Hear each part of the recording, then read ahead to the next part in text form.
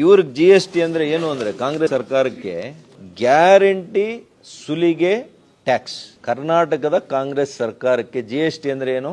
Guarantee ಸುಲಿಗೆ tax. ಹಾಗಾಗಿ ಅವರು ಏನೆಲ್ಲ ಮಾಡಿದರೆ, ಸರ್ಕಾರಿ ಆಸ್ಪತ್ರೆಗಳ ಸೇವಾ ಶುಲ್ಕ, ಯಾರು ಸರ್ಕಾರಿ ಆಸ್ಪತ್ರೆಗಳಿಗೆ ಹೋಗೋರು ಯಾರು? ಅತ್ಯಂತ ಬಡವರು, ಮಧ್ಯಮವರು.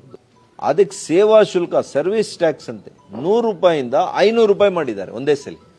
ನಾನು ಅದಕ್ಕೆ ಮೊನ್ನೆ ಹೇಳಿದ್ದು, ಇವ್ರಿಗೆ ಹೃದಯನೂ ಇಲ್ಲ, ಇವರಿಗೆ ಈ ಆರೋಗ್ಯ ಇಲಾಖೆಗೆ ಅನಾರೋಗ್ಯಕ್ಕೆ ತುತ್ತಾಗಿದೆ.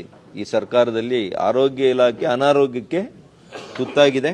ಮತ್ತು ಇನ್ನು ದಲಿತರಿಗೆ ಎಲ್ಲ ರೀತಿಯಲ್ಲಿ ಅನ್ಯಾಯ ಮಾಡಿದ್ದಾರೆ. ಅವರ SCP TSP ಹಣ ಈಗಾಗಲೇ ಮೊನ್ನೆ ಹೇಳಿದ್ದೀನಿ ನಿಮಗೆ. ಎಲ್ಲದರಲ್ಲಿ ಕೂಡ ಸುಮಾರು ಅನ್ನಭಾಗ್ಯಕ್ಕೆ 1670 ಕೋಟಿ ಯೂಸ್ ಮಾಡಿದ್ದಾರೆ. ಏನು SCP ಯಲ್ಲಿ ಇಟ್ಟಂತ ಹಣ, ಅವರ ಅಭಿವೃದ್ಧಿಗೆ ಮಾಡಬೇಕು ಅಂತ ಇಟ್ಟಿರುವಂತ ಹಣ ಇದು.